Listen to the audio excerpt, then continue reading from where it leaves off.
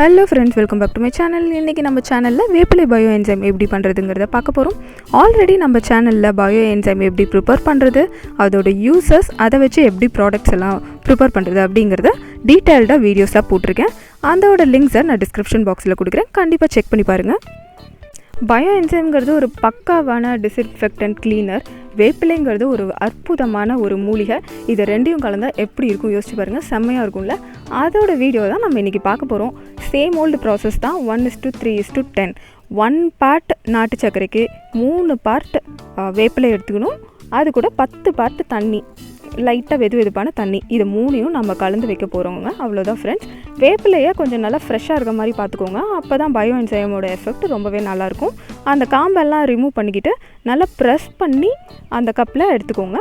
So கரெக்டாக இருக்கும் அளவு. நான் ஆல்ரெடி இதை மெஷர் பண்ணி எடுத்து வச்சுருக்கேன்.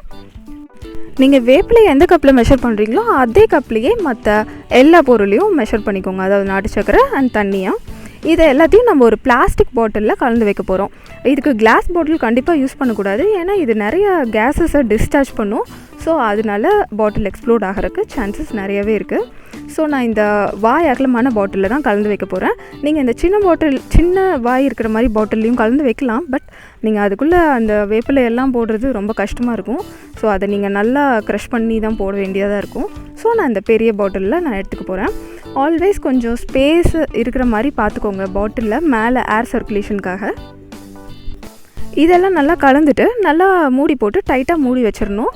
ஸோ ஃபஸ்ட்டு ஒரு 1 மந்த்துக்கு டெய்லியும் இதை மூடியை ஓப்பன் பண்ணி விடணும்.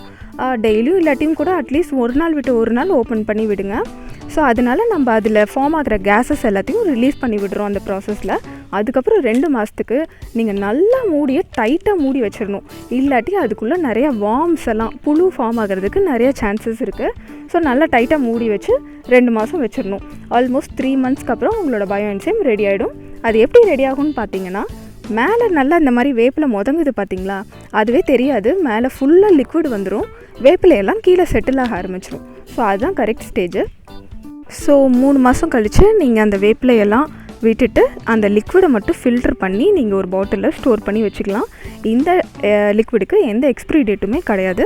ஸோ நீங்கள் எப்பப்போ உங்களுக்கு க்ளீனிங்க்கு வேணுமோ அப்பப்போ எடுத்து பாதி தண்ணி பாதி பயோஎன்சைம் கலந்து நீங்கள் யூஸ் பண்ண ஆரம்பிக்கலாம். இதோட யூசஸை நம்ம லிஸ்ட் பண்ணால் இன்றைக்கி பூரா லிஸ்ட் பண்ணிக்கிட்டே இருக்கலாம். ஸோ அவ்வளோ யூசஸ் இருக்குது. Let's try to make a chemical-free, safe environment for all living organisms. Thank you for watching this video. Bye.